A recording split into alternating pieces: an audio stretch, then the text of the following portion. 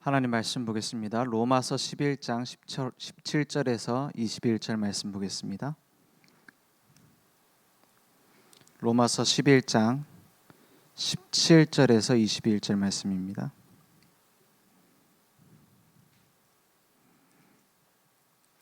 제가 한 절 여러분이 한 절 교독하겠습니다. 또한 가지 얼마가 꺾이었는데 돌 감람나무인 내가 그들 중에 젖붙임이 되어 참 감람나무 뿌리에 진액을 함께 받는 자가 되었은즉 그 가지들을 향하여 자랑하지 말라. 자랑할지라도 내가 뿌리를 보전하는 것이 아니요 뿌리가 너를 보전하는 것이니라.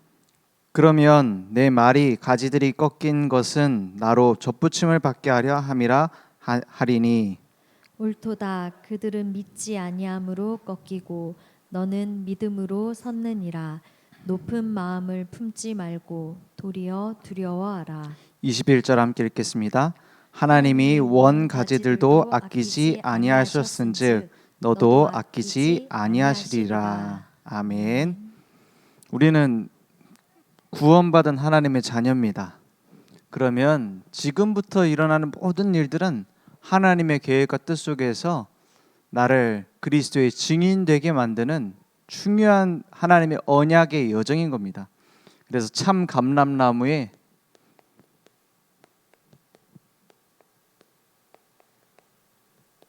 젖붙임된 믿음의 망대다.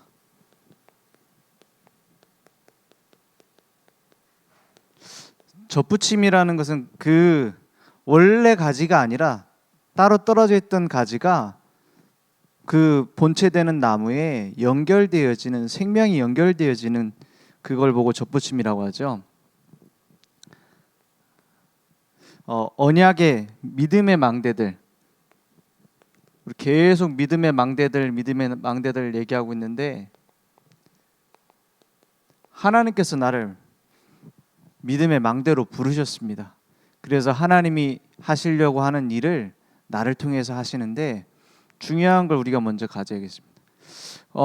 구원받은 우리가 교회에 다니는 많은 사람들이 가지고 있지 못한 중요한 확신을 가져야겠습니다. 어떤 확신이야? 대부분 신자들이 문제 일으키는 사람들 보면은 뭐가 없느냐? 일단 이 확신이 없어요. 구원의 확신이 없으니까 어떻게 됩니까? 계속 뭔가 다른 데에다가 열중을 해요. 막 열심히 뭔가 봉사활동을 하면은, 교회 안에서 헌신 봉사를 하면은, 헌금을 많이 하면은 뭐가 오죠? 나한테 마음에 어떤 충족감이 오잖아요. 우리가 막 청소하기 싫다가도 대청소 한번 싹 하고 나면 무슨 마음이 들어요? 아, 하기 싫어서 했지만 그래도 상쾌하다, 이런 생각이 들죠. 막 시커멓게 되어 있는 걸 막 다 닦아내면 좀 마음이 후련한 거 있죠. 종교라는 데서 얻는 그런 행복이라는 건 그 정도입니다. 내가 막 봉사활동을 했더니, 내가 막 이렇게 하나님 앞에 기도를 했더니 좀 후련하다, 이런 게 올 수도 있어요. 그런데 구원받은 확신 없이 그런 거 찾아다니니까 어떻게 됩니까? 결국에 다른 데 뿌리를 내려버리는 거예요. 구원의 확신 없이 막 갑니다. 그러니까 어디에 붙잡혀 있느냐? 과거에 딱 사로잡혀 있어요. 과거 갖고 있었던 그 굳어져 있는 생각 그대로라니까요. 그래서 교회 다니면서도 제일 많이 하는 얘기 중에 하나가 뭐예요? 옛날에 우리 교회에서는 뭐 이렇게 했었는데 저렇게 했었는데, 교회는 이래야 되는데 저래야 되는데, 이런 말들이 왜 나옵니까? 내가 가지고 있는 과거를 못 벗어났다 이 말이에요. 그러니까 정작 중요한 일을 해야 되는데 뭐가 되어지느냐? 불신자들이 이렇게 많이 얘기를 합니다. 교회 다니는 것들은 뭐 자기들 중심이다, 이렇게 얘기를 한다니까요. 자기밖에 모른다. 뭐 교회 다니니까 뭐 배려해달라, 이런 거밖에 못 해준다는 거예요. 그러니까 자기 생각을 굽히질 않아요. 나 중심으로 가는 거예요. 그러니까 어디가 어디 빠지느냐? 자꾸만 응답을 못 받아요. 살아있는 하나님을 늘 체험해야 될 건데 응답을 못 받으니까 어떻게 되냐? 자꾸만 말로만 때워야 돼요. 말로만. 말로 때운다는 게 뭡니까? 난 뭐 그래도 뭐 이러니까 괜찮고 뭐. 내가 그러니까는 어떻게 되어지냐? 이중생활하게 되는 거예요. 이중생활. 교회에서의 나와 현장에서의 내가 달라요. 교회에서의 나와 가정에서 나는 또 다른 존재가 돼요. 물론 어떤 사람이 앞면 뒷면 다 같겠습니까? 그런데 그게 내 자신의 정체성에까지 영향을 줄 정도로 이중생활을 하게 된다니까요. 그러니까 깜짝깜짝 놀라는 겁니다. 누가 놀랐냐? 옆에서 보는 사람이 놀래요. 완전 이중생활하는 거예요. 그러니까 현장과 어떻게 하냐? 져버리는 거예요. 놓쳐버리는 거예요. 그러니까 구원받은 우리가, 응답받을 수밖에 없는 우리가, 행복할 수밖에 없는 우리가 자꾸만 어떻게 되죠? 가짜로 행복을 꾸며내야 돼요. 가짜로 만들어내야 돼요. 여기에 대한 답을 찾는 것이 집중입니다. 여기에 대한, 우리는 받았는데 놓치고 있는 것에 대한 뭘 찾아야 되느냐? 오직을 찾아야 되는 거예요. 그래서 구원의 확신, 사죄의 확신, 하나님이 인도하신다라는 인도의 확신 누려야 되는 거예요. 그러니까 응답하신다라는 기도 응답의 확신. 하나님은 정확하게 응답하고 계십니다. 그것을 누구 때문에 놓치느냐? 나 자신 때문에 놓치는 거예요. 결국엔 승리하게 돼 있습니다. 승리의 확신. 이걸 어디에서 찾아야 되냐? 내 혼자 있을 때 찾아야 돼요. 그게 정식기도입니다. 이것을 어디서 찾아야 되느냐? 내가 현장 갔을 때 찾아야 돼. 이게 다락방입니다. 그죠? 이것을 내 삶 속에서 발견할 수 있도록 어떤 시간을 가지냐? 내 생각, 내 계획에서 벗어나는 시간을 가져야 돼요. 우리 24시간 늘 주님이 나의 주인 되십니다. 근데 중요한 건 우리는 육신을 입고 있고 우리는 의심과 염려와 불안 이런 것 속에 있어요. 그래서 그걸 내려놓을 수 있는 집중의 시간이 필요한 겁니다. 그래서 하루에 5분이든 10분이든 상관없어요. 1시간이든 2시간이든 있느냐 없느냐가 중요한 거예요. 하나님께로 향하는 시간을 가져야 돼요. 우리가 구원받은 것으로 감사합니까? 하나님이 나와 함께 하시는 것으로 감사하냐는 거예요. 거기에서 모든 응답이 오게 되어 있습니다. 우리는 홀로 설 수 없습니다. 홀로 설 수 없어요. 홀로 설 수 없는 존재가 우리예요. 누가 필요하죠? 하나님이 필요한 존재가 우리 인간입니다. 그래서 모든 사람이 하나님 만나지 않으면 안 돼요.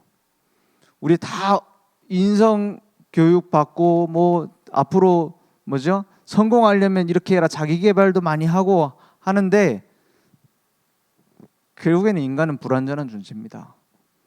그래서 홀로 설 수 없다니까요. 많은 사람들을 보세요. 요셉은요. 성격에 문제 있었어요. 늘 뭐 했냐? 고자질쟁이였다니까요. 요셉이 가지고 있는 특기가 뭐냐? 이르는 거예요.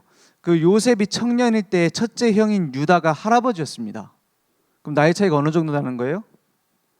거의 자기 그 작은 할아버지 뻘인 거예요. 유다는 요셉에게 있어서.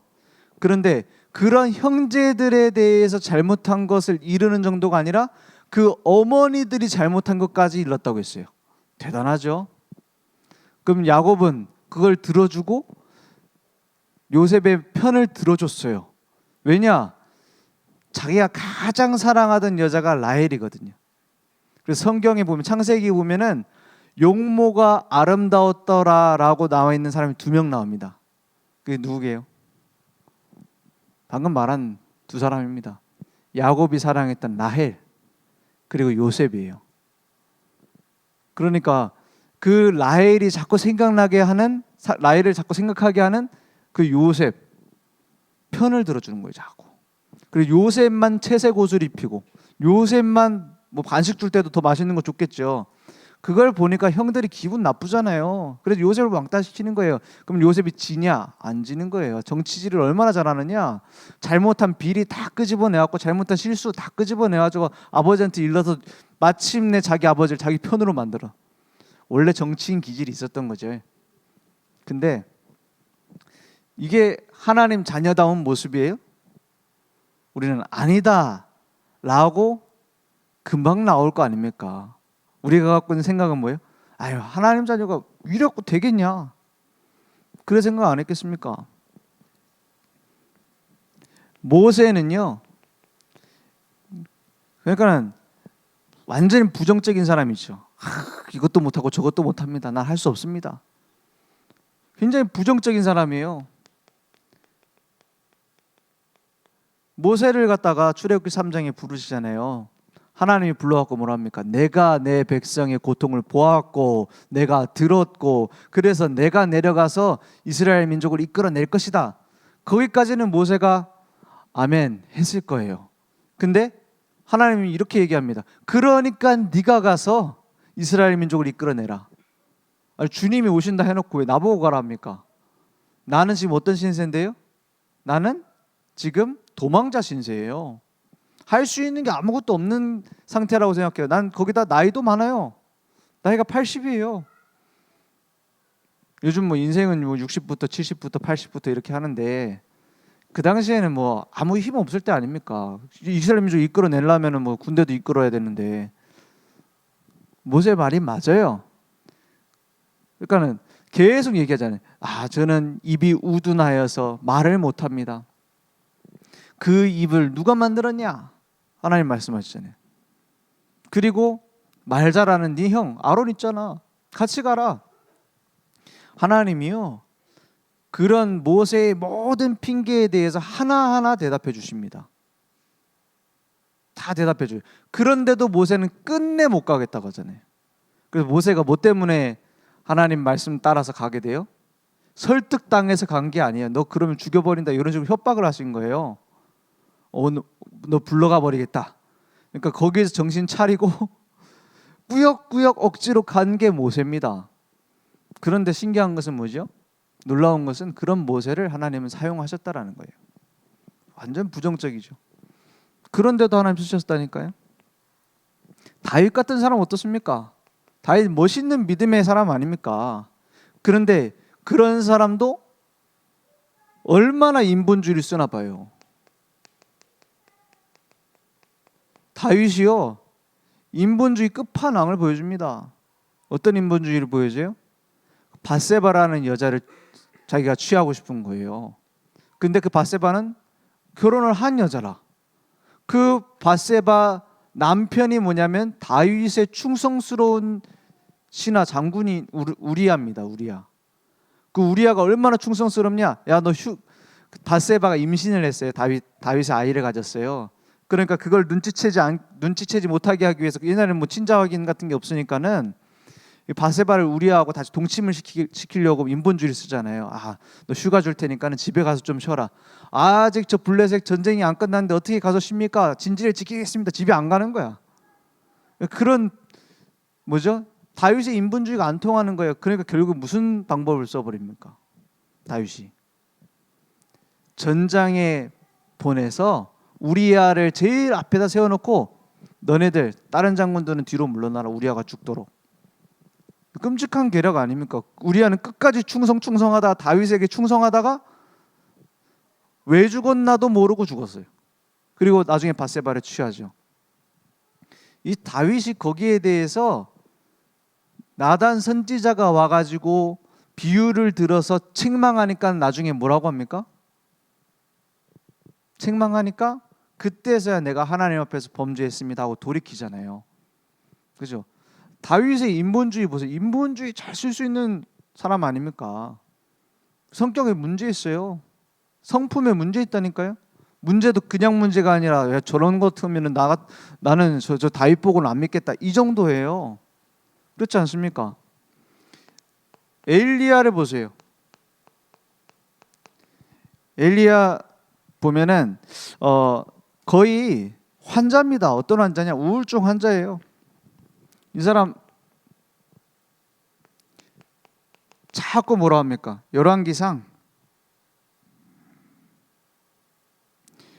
19장 9절에서 10절에 보면은 뭐라고 얘기를 하느냐?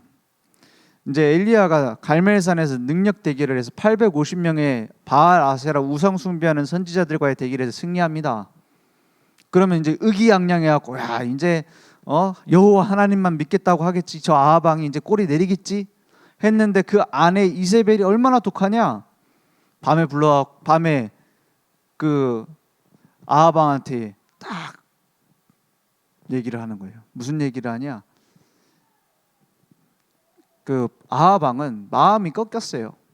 저 여호와 저거 인정해야 되는 거 아니냐? 우리 바알 아세라 선지자하고 저 능력 대결했는데 불 붙이기 대결을 하는데 완전히 패하잖아요. 이거 어떻게 해야 되냐 하고 있는데 이세벨이 뭐라 합니까? 지금 저런 능력을 보여줬는데 저거 보고 이스라엘 백성이 다 따라가면 우리는 어떻게 되겠냐?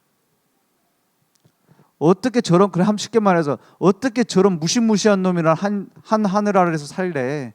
저 반드시 죽여야 되는 놈 아니냐? 그런 얘기를 듣고 아하방이 맞다라는 생각이 든 거예요. 정치인들은 뭐가 진리냐 생각 안 합니다. 뭐가 내게 이익이 되고 나에게 안위가 보장되어지냐 이것만 생각하죠. 그러니까 아하방은 엘리야를 죽이기로 마음 먹습니다. 그래서 엘리야를 잡아서 죽이겠다 해서 사형 선고를 내리고 쫓아갑니다. 그때 엘리야가 도망가죠. 도망가서 어디로 갑니까? 호렙산을 향하여 하나님이 부르시는 하나님이 새로운 메시지를 주시려고 따로 부르시는 거예요. 그래서 가고 있는 엘리야가 열왕기상 19장 9절에 10절에 보면 이렇게 말합니다. 또 산에 올라가라니까 또 어디 숨어 있어요? 엘리야가 그곳 굴에 들어가 숨었어요. 거기서 머물더니 여호와의 말씀이 그에게 임하여 이르시되 엘리야야 네가 어찌하여 여기 있느냐 이러잖아요. 왜 네가 그런 문제 가지고 굴에 숨어 있느냐? 우리 그럴 때 있잖아요. 막 응답 받을 때 말고 확 내가 무너지는 것 같을 때, 그럴 때 막 교회도 안 나오고 막 다 숨어갖고 막 그런 사람들 많잖아요. 네가 어찌하여 여기 있느냐? 내 앞에 나와야지. 왜 숨어 있느냐? 10절에 뭐랍니까? 그가 대답하되 내가 만군의 하나님 여호와께 열심히 유별하오니, 그죠? 영적으로 다운된 데는 이유가 있어요. 이런 식으로 살아온 거예요. 신앙생활을 열심히 유별해갖고 내가 특별히 하나님께 헌신을 해가지고 내가 주님을 위하여 목숨을 걸고 막 이랬어요. 이는 이스라엘 자손이 주의 언약을 버리고 주의 제단을 헐며 칼로 주의 선지자들을 죽였음이오며, 누가 나만 남았다가 아니라 뭐라고요? 오직 나만 남았거늘 그들이 내 생명을 찾아 빼앗으려 하나이다. 이 오직 나만 남았다라는 요 얘기들이 어디에 공통적으로 들어있는 얘기인지 아세요? 자살하는 사람들 유서에 보면은 공통적으로 들어간 게 나는 이제 나 혼자뿐이다. 아무도 내 마음을 모른다. 이렇게 얘기를 한대요. 다 거의 대부분 유서가. 예전에 그 가수 유명한 가수였던 그 종현 걔가 이제 유서 쓴 거에 보니까 오롯이 나 혼자다. 이 얘기를 반복해서 계속 얘기를 하더라. 이게 어디서 나오는 거냐? 이 사람 우울증 환자예요. 오직 나만 남았다. 나 혼자다. 오롯이 나 혼자다. 그 엘리야를 어떻게 하시죠? 하나님은 부르셔서 하나님의 일을 위해서 쓰시는 겁니다. 그죠? 부족한 사람이 맞습니다. 종교개혁자로서 큰 역할을 했던 루터 같은 사람 보세요. 루터도 우울증 환자였어요. 평생 우울증을 앓았습니다. 어느 정도였냐? 거의 뭐 귀신이 보이는 수준으로다가. 그래서 루터가 이제 그 천주교에 이런 부분이 틀리지 않았냐 하고는 벽에다가 틀린 부분을 쭉 붙여놓습니다. 고치려고 한 거죠. 틀린 부분에 대해서 바꿔야 된다. 먼저 개혁을 해야 된다. 이렇게 얘기를 한 거죠. 근데 그것 때문에 이제 재판장에 쓰는 겁니다. 지금이라도 취소하면 살려줄 테니까는 취소해라. 루터가 그래도 사제였기 때문에 지금이라도 회개하고 네가 틀린 소리 했다라고 말하면 살려주겠다라고 한 거예요. 그때 루터가 아무리 그래도 그렇지 성경대로 믿어야 될 거 아니냐 이렇게 나와야 될 건데 겁이 나갖고 이제 숨은 거예요. 숨어서 침대에 이제 이불 속에 들어가고 숨어 있었대요. 그때 밖에서 그 곡소리가 들리더랍니다. 아이고 아이고. 그러니까 루터가 이게 무슨 일인가 싶어서 나와 본 거예요. 근데 보니까 자기 아내가 곡을 하고 있어요. 아니 왜 지금 누가 돌아가셨냐 왜 곡하고 있냐 하니까는 이 아내가 대단한 사람이 뭐라 하느냐 하나님이 돌아가셨다. 아니 무슨 하나님이 돌아가신 헛소리를 하냐. 그러니까 아내가 뭐라 하냐.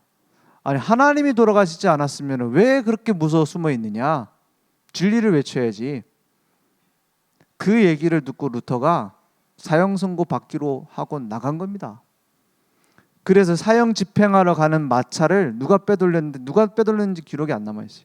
빼돌려서 루터를 구출해냅니다. 그 구출해내서 어디다 두느냐? 사람 인적이 드문 그 성에다가 루터를 숨겨놓은 거예요. 낮에는 사냥꾼으로, 밤에는 성경 번역을 하도록. 그 루터 뭡니까? 성경 번역을 하는데 막 귀신이 와가지고 막 괴롭히더랍니다. 마귀가 와가지고. 그래서 그때 집어던진 게 뭐냐? 인크병을 집어던졌대잖아요. 그 인크병 깨진 자리가 남아 있었대요. 그 루터가 인크병 던져서 해결되지 않으니까는 어떻게 하냐? 이제 엎드려 기도하기 시작한 거예요. 그리고 루터가 남긴 말이 뭐냐? 개하고 마귀는 엎드리면 도망간다 이런 말을 했어요. 기도하려고 하면 도망가니까. 계속 이 사람 쉽게 말하면 우리로 치면은 시달리는 사람이에요. 영적 문제 심각한 사람입니다. 그런데 하나님 어떻게 쓰셨습니까? 루터는 또 몸도 병들어가지고 담석증으로 계속 고통받았대요. 담석증이 뭐죠? 몸에 결석 생기는 거. 그게 엄청 고통스럽잖아요. 그래서 평생 그 아내가 또 대단한 사람이에요. 맥주를 계속 놔두고서 맥주를 계속 마셨대요. 그러니까 루터의 연약함을 하나님이 보고 쓰시는 게 아니에요. 그죠? 아무리 부족하고 연약해도 어디에다가 뿌리 내렸느냐. 그걸 갖고 쓰시는 거예요. 이 종교개혁자 또 다른 사람 있잖아요. 칼빈. 칼빈은 걸어다니는 종합병원이 별명이었어요. 왜냐? 고쳐서 종합병원이 아니라 아파가지고 안 아픈 데가 없었대요. 그래서 몸에 안 고장난 부분이 없어가지고 밥을 먹고 소화가 안 돼갖고 막 2시간씩 앉아있고 그랬대요. 그럼 칼빈은 워낙 몸이 안 좋으니까 뭐라 했냐? 기도는 노동이다. 막 힘드니까 자기가 그런 정도로 얘기를 했어요. 그런데 지금까지도 복음에 가장 영향력을 주고 있잖아요. 왜냐? 혼자가 아니기 때문입니다. 홀로가 아니기 때문입니다. 이걸 내려요.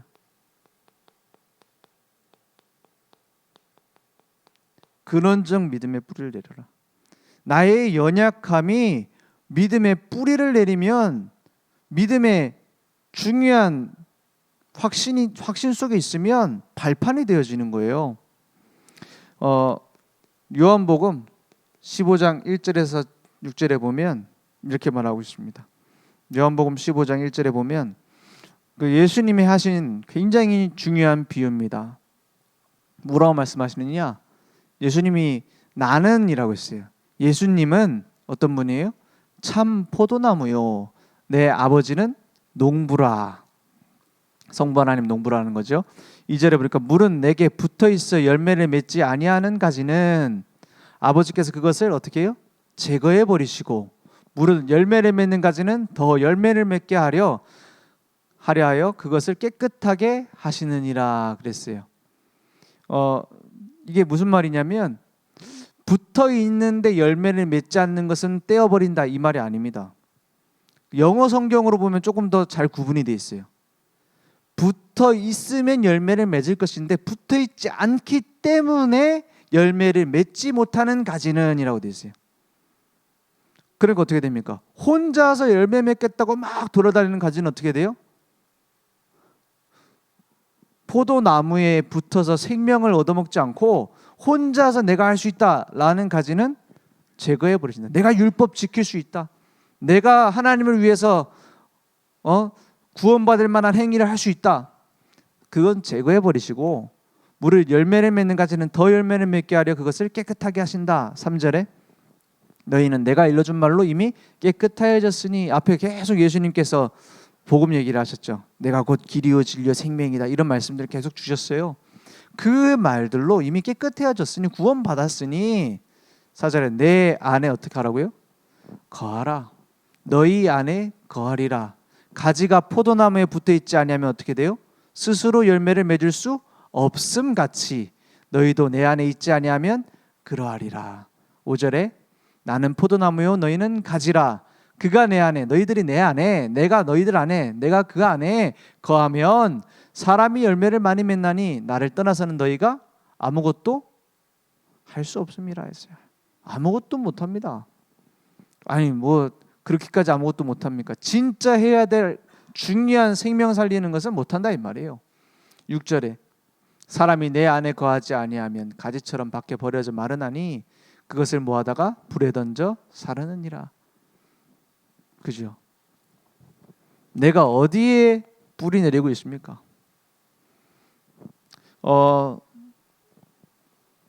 저는 하는 일이 하나밖에 없습니다. 뭐냐? 붙어 있는 겁니다. 복음에 뿌리 내리는 거예요. 강단 말씀에 뿌리 내리는 거예요. 하나님께서 이루시는 세계복음화하는 말씀에 뿌리 내리는 겁니다. 그거 따라서 가는 것이고, 하나님의 계획, 하나님의 능력은 하나님이 하시게 돼 있어요. 그리고 만약에 중직자가 해야 될 일이 있다면 은혜 받아야 됩니다. 제일 먼저, 그리고 처음부터 끝에 해야 될 일이 있다면 말씀의 은혜 받아야 돼요. 그 외에 다른 것에서 시작하려고 하는 모든 것이 문제가 됩니다. 조금 심한 얘기지만 다른 것으로, 다른 동기로 뭔가 내가 교회를 이렇게 해야 되겠다, 내가 이렇게 바꿔야 되겠다, 아니면 내가 저 사람을 어떻게 해야 되겠다, 우리가 뭐 교회 분위기를 이렇게 만들어야겠다 하는 모든 것들이 은혜 받은 데서 시작하지 않으면 문제가 돼요. 그렇게 된다는 거예요. 스스로 지쳐요. 스스로 무너져요.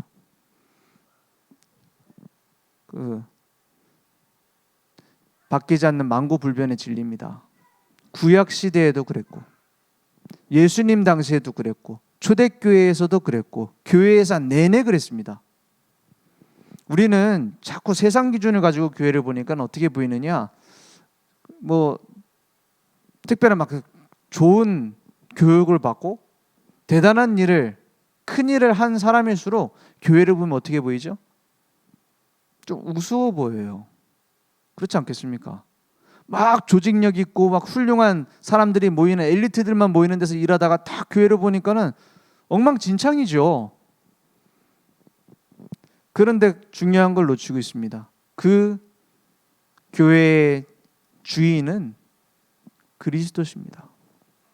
그죠? 내가 하는 것보다 훨씬 잘 운영하세요. 내가 이건 틀렸다라고 생각하는 건 나중에 보면 하나님이 맞춰놓게 돼 있어요. 그것을 모르고 착각하니까 결국에는 어떻게 되죠? 꺾여져 사르느니라. 버림받는 거예요. 복음 아닌 걸로 시작하니까 그래요. 그러니까 예수님께 우리는 늘 뿌리 내리는 겁니다. 그러면 무엇이 근원이냐? 가장 중요한 걸 찾는다면 뭐겠습니까? 우리는 날마다 성경 말씀의 핵심되는 예수님이 그리스도란 이 올바른 복음의 근원적 믿음의 뿌리를 내려야 돼요. 사도행전 4장 12절 말씀에 천하 사람 중에 구원을 받을 만한 다른 이름을 주신 적이 없다 말씀하고 있어요. 다른 이로서는 구원받을 만한 이름 주신 적이 없다 말하고 있어요. 그러니까 예수님을 내가 어떻게 누릴까? 그거에만 집중하면 돼요. 거기에서 교회 일이 나와지고, 거기에서 헌신이 나와지고, 거기에서 현장 응답들이 나와지는 겁니다. 강단 말씀 중심으로 뿌리내려야 됩니다. 어떤 게 영적 문제입니까? 영적인 문제가 뭡니까? 저는 그렇게 생각합니다. 강단 말씀 중심으로 못 가게 하는 모든 게 영적 문제다. 그렇습니다. 그거 치유받지 않고 내가 막 가잖아요. 내가 응답받는 게 많아지면 많아질수록 스스로 무너집니다. 그렇게 돼요.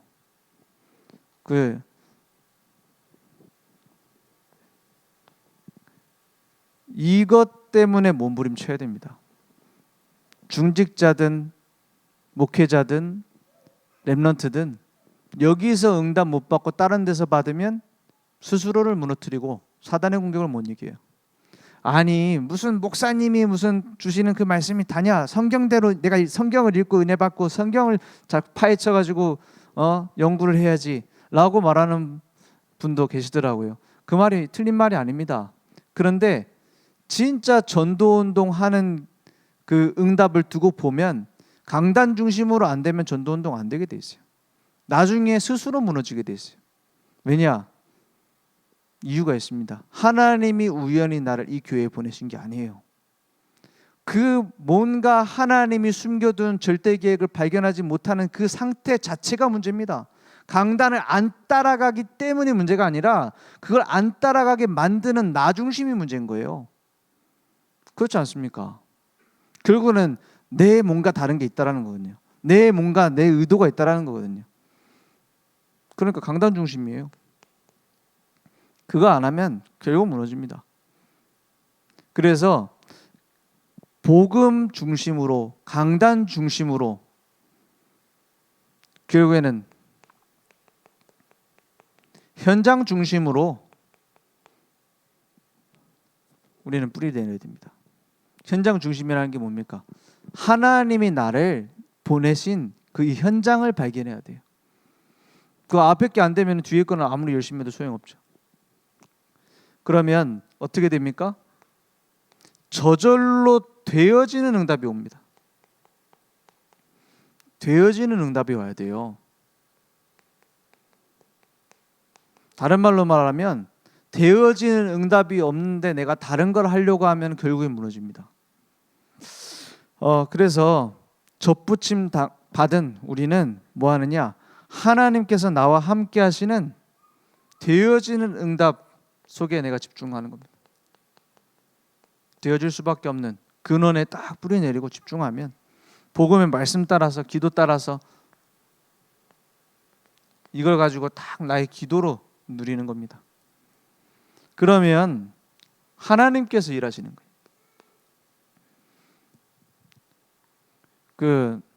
우리가 아무리 열정을 가지고 열심히 해도 그 말은 열정이 나쁘단 말이 아닙니다. 우리 목사님도 얼마나 열정적이에요. 복음으로 막 회복해야 된다. 어느 나라든지 우리가 복음 전하러 가자. 그게 열정이 나쁘단 말이 아닙니다. 열정이 복음에 뿌리 내리는 것보다 우선이 되어지면 나 중심이 돼버려요. 그죠? 뭔가 내가 기도할 때 이런 기도를 깊이 해보면 그런 거 오지 않습니까? 뭔가 뿌듯한 거. 그죠? 우리가 금요철아 오랜만에 나와가지고 막 기도했다. 막 내가 하나님과 대화하고 기도했다. 그것만 해도 뿌듯하잖아요. 그런데 기도하다가 예수님 얼굴을 봤다? 기도하다가 예수님 음성을 들었다? 그러면 그 충족감이라는 게 어마어마합니다. 그 맛을 못 잊어가지고 그 체험 중심이 돼버리는 거예요. 그걸 보고 불건전 신비주의라고 하잖아요. 그래서 우리는 뭐에서 올바른 복음을 누려야 되느냐? 우리 진짜로 복음의 가치와 복음의 매력을 알고 누리고 기도하고 있느냐? 그 신비주의가 결국 문제되는 이유는 그거 아닙니까? 복음에 대한 가치와 복음에 대한 매력은 모르고 그냥 내 육신적 체험이 중심된 거 아닙니까? 결국에 하나님이 원하시는 것과 멀어지게 돼 있어요. 그러니까 우리가 늘 어디에다 방향을 두고 기도해야 되느냐?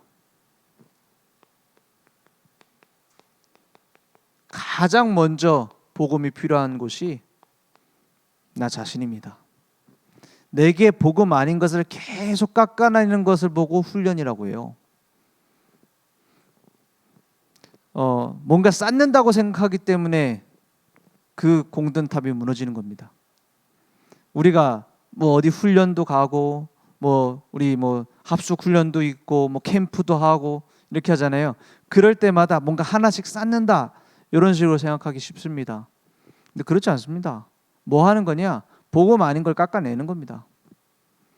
그게 안 되면 결국 스스로 올무에 걸려서 넘어지게 돼요. 그 상태를 두려워해야 돼요. 우리가 뭘 두려워합니까? 우리는 마귀도 두렵지 않습니다.